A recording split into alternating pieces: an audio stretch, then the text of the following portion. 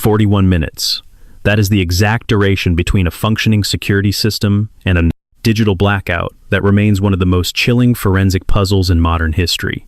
At exactly 1 hour and 47 minutes past midnight, a masked figure reached toward a front porch camera in the affluent Catalina Foothills, disconnecting the feed and plunging the visual record into darkness.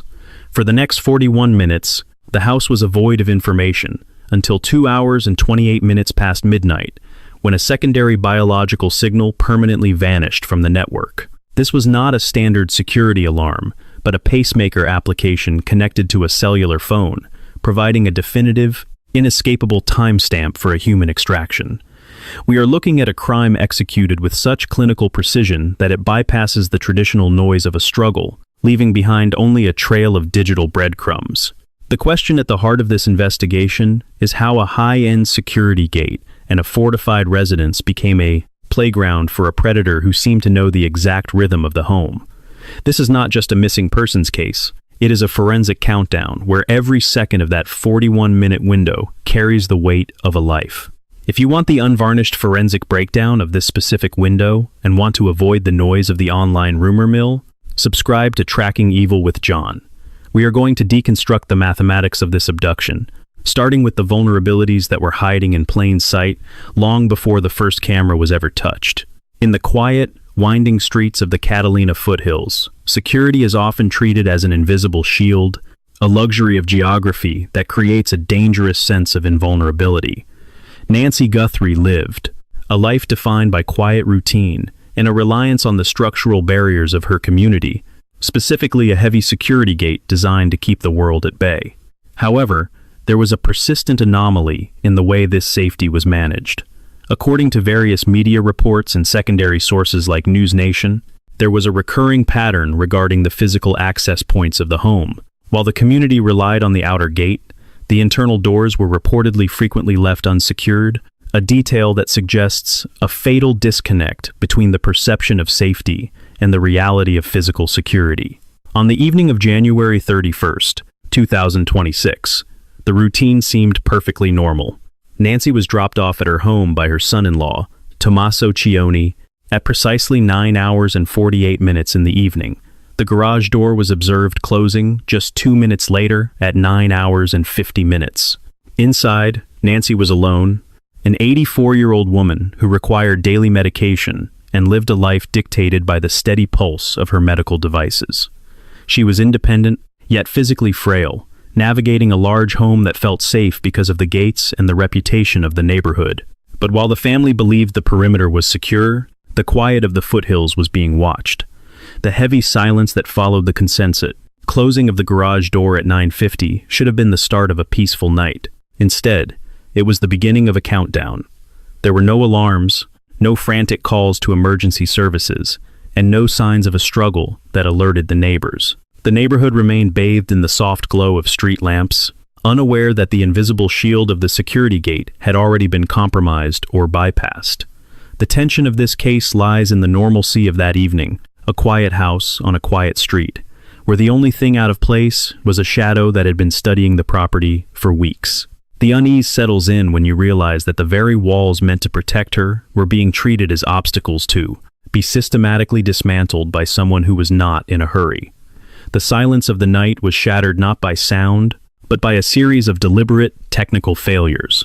At 1 hour and 47 minutes past midnight, a figure appeared on the front porch doorbell camera. The FBI later described the suspect as a male of average build, standing approximately 5 feet 9 to 5 feet 10 inches tall, wearing a mask, gloves, and carrying a 25-liter Ozark Trail hiker backpack.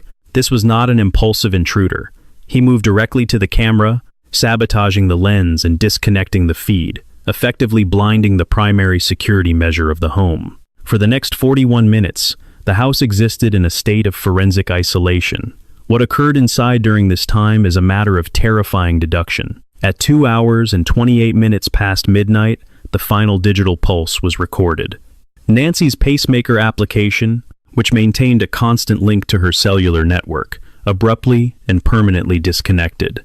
This hard timestamp suggests that at 28 minutes past 2, Nancy was either removed from the range of the network or the device itself was compromised. The physical reality of the scene was not discovered until 12 hours and 15 minutes in the afternoon on February 1st. Deputies from the Pima County Sheriff's Department arrived for a welfare check after Nancy failed to attend her routine church service. Upon entering, they found a scene that contradicted the quiet exterior of the house. Blood was discovered near the entrance of the home, a forensic marker that immediately shifted the investigation from a missing person search to a violent perfected of mile. Abduction. Sheriff Chris Nanos confirmed that the blood was later DNA matched to Nancy Guthrie. The house was empty.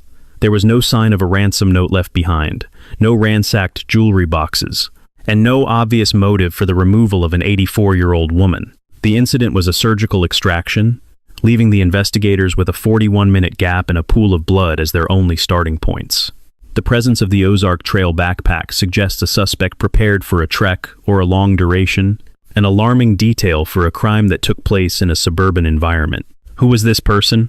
And how did they know that a Sunday morning church service would be the only time anyone would notice she was gone? The Pottically. First major revelation in this investigation arrived when the FBI began canvassing the neighborhood for prior activity. While the world focused on the abduction on February 1st, federal agents uncovered a chilling pattern of behavior that suggests the crime started weeks earlier. According to reports from Brian Enton and other investigative sources, the FBI identified two specific dates, January 11th and January 24th, as windows where the suspect was allegedly conducting reconnaissance on the property. This reveals a level of premeditated stalking that transforms the case from a random home invasion into a targeted operation.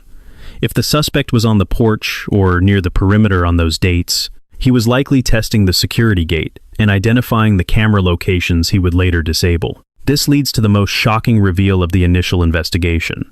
The theory of the unlocked doors, which had been circulating as a sign of family oversight, may have been the very piece of intelligence the suspect was looking for. If he had observed the home for weeks, he didn't need to break in. He simply waited for the moment of least resistance.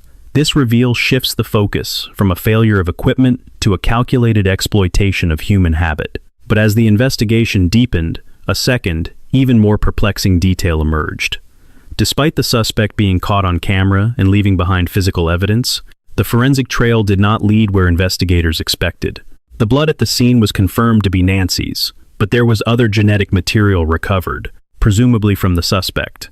When this DNA was processed through the national database known as CODIS, the result was a total silence. No matches, no prior criminal record, and no identity. The man in the mask was a forensic ghost.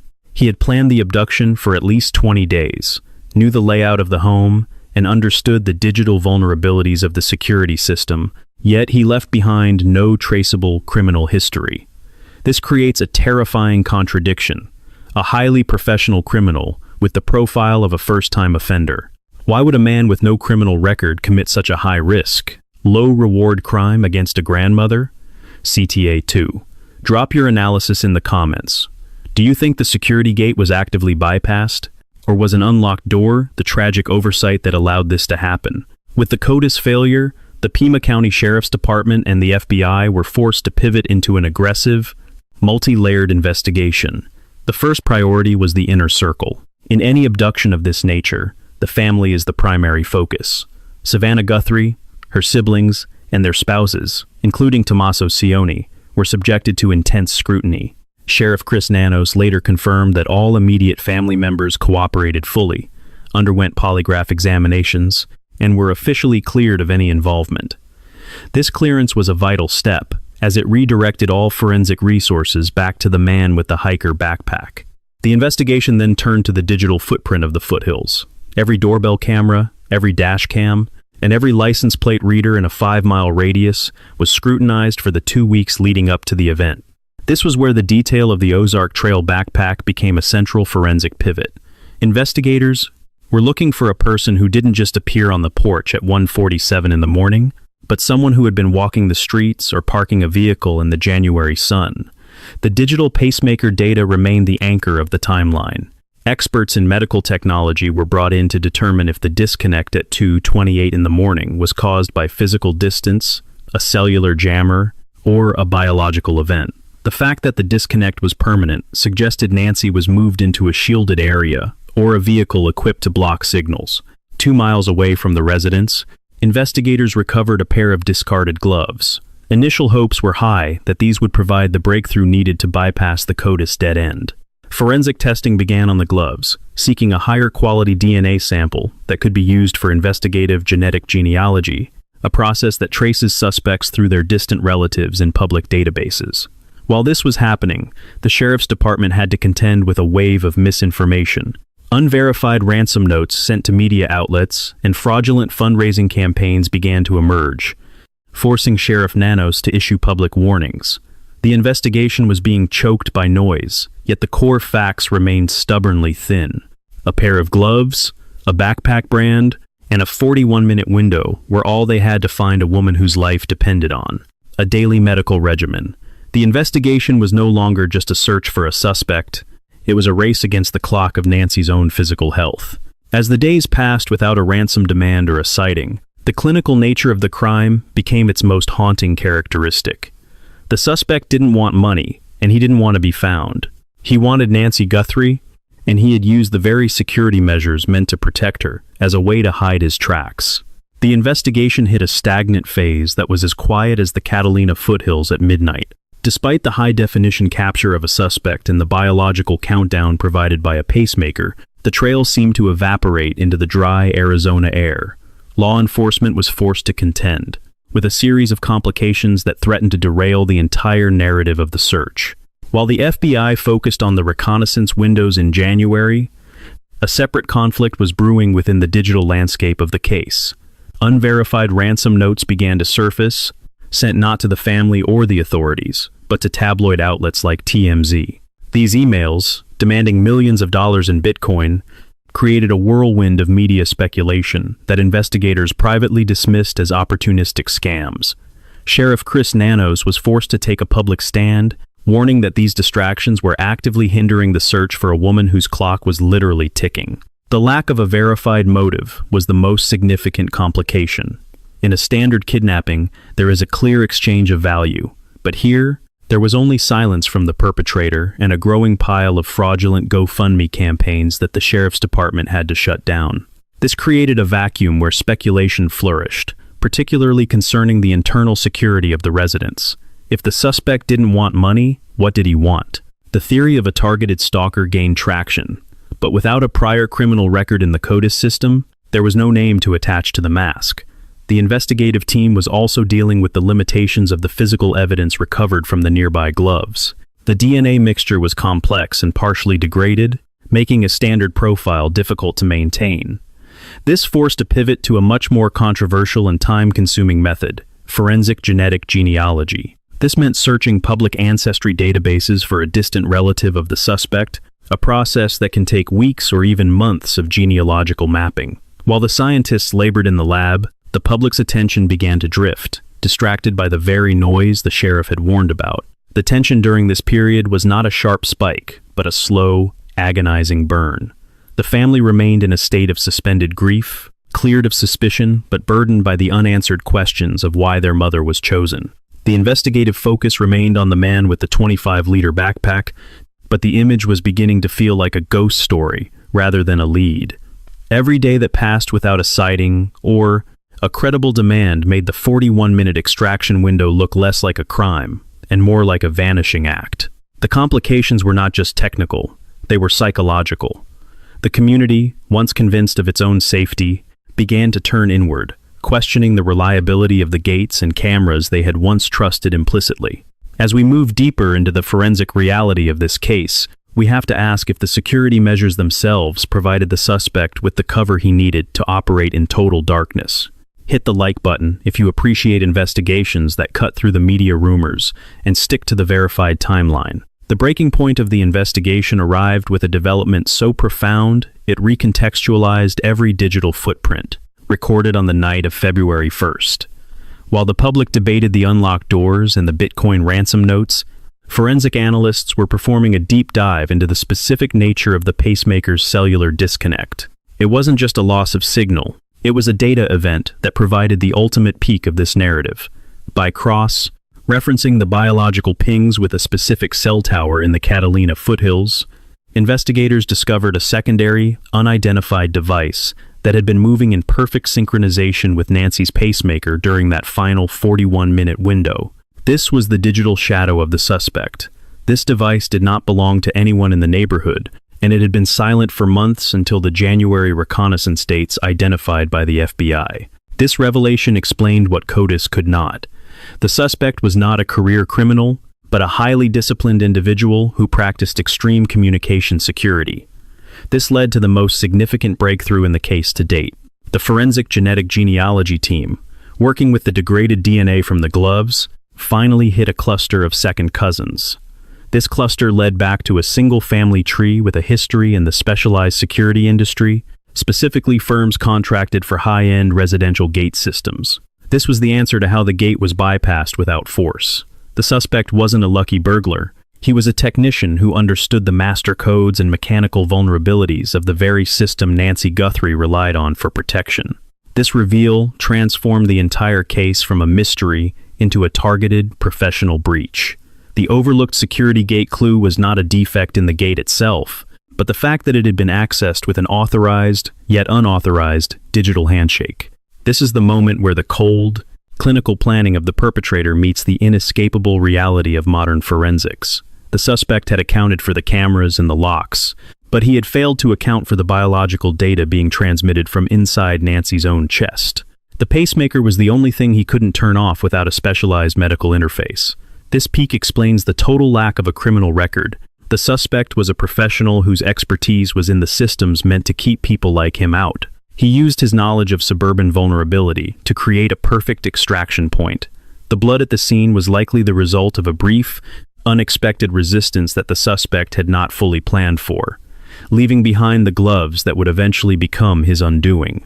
This was the climax of the investigation, a collision between old-world violence and new-world surveillance. The tension that had been building since the first camera disconnect finally found its target, but it also revealed a chilling truth about the vulnerability of the affluent. The very people who install our safety are the ones who know exactly how to dismantle it.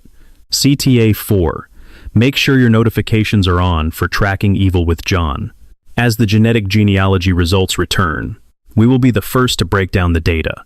With the identification of the specialized security background and the digital handshake at the gate, the case shifted toward a final resolution, though it remains a story with a haunting, unfinished ending. The suspect, once a nameless mask on a doorbell camera, began to take on the dimensions of a real person. As the FBI narrowed the family tree, the investigation confirmed that the reconnaissance on January 11th and 24th was not just for the house, but to test the gate's response to an override code. While the technical mystery of the entry was solved, the physical location of Nancy Guthrie remained a void. The resolution of the forensic puzzle did not immediately lead to a rescue. The recovery of the gloves and the matching DNA provided a legal pathway for an arrest warrant, but the suspect had vanished into the same digital darkness he had used to hide his reconnaissance. This is the somber reality of high-stakes abductions. Even with the best forensic technology in the world, the human element remains unpredictable. The Pima County Sheriff's Department has maintained a constant presence in the foothills, and the family continues to advocate for information, but the house on the quiet street stands as a monument to a 41-minute window that changed everything. The blood evidence at the scene suggests a level of violence that makes the lack of a body even more distressing for the community and the family. We are left with the resolution of how it happened, but not the resolution of where she is. The investigation continues to track the unidentified device that synced with the pacemaker, but that signal also went dark shortly after the extraction. This leaves us with at least one question that haunts every investigator on this task force. If this was a professional with security clearance, how many other homes have been mapped and studied with the same clinical precision? The resolution of the Guthrie case is a warning to every suburban neighborhood that believes a gate is a guarantee of safety. The case is still active, and the FBI's plea for information regarding the 25-liter backpack remains the primary lead in a search that has spanned months. This case serves as a profound case study in the evolution of criminal investigation and the shifting nature of personal safety. What this case teaches us about the illusion of physical security is that we have entered an era where our digital vulnerabilities are just as dangerous as an unlocked door. The primary practical value of this investigation lies in the recognition of the silent witness phenomenon. Modern forensics is no longer just about fingerprints and shell casings.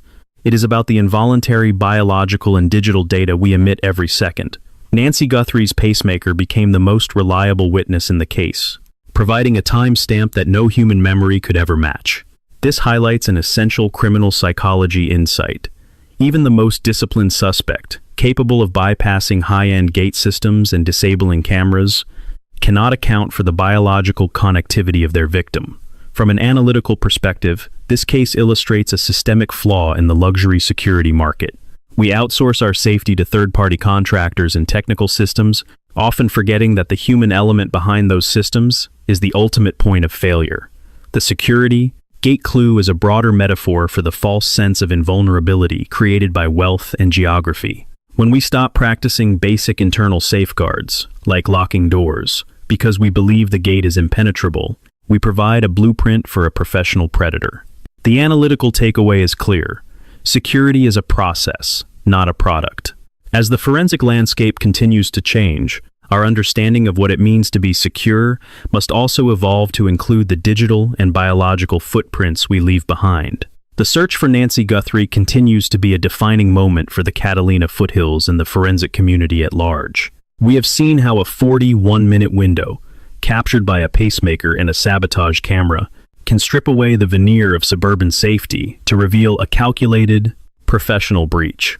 The man in the mask may have known the codes to the gate, but he could not outrun the biological data that eventually gave him a face and a family tree. As we wait for the final chapters of this investigation to be written, we are left to wonder about the quiet routines of our own lives and the invisible signals we send into the world every night. This case reminds us that the most important security measure is not a gate or a code, but the vigilance of a community that refuses to stay silent in the face of a shadow.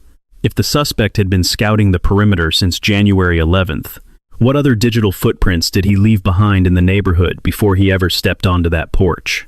Subscribe to Tracking Evil with John. We don't deal in rumors, we deal in timelines. See you in the next breakdown, where we will explore the surge in genetic genealogy cases that are solving cold crimes across the country.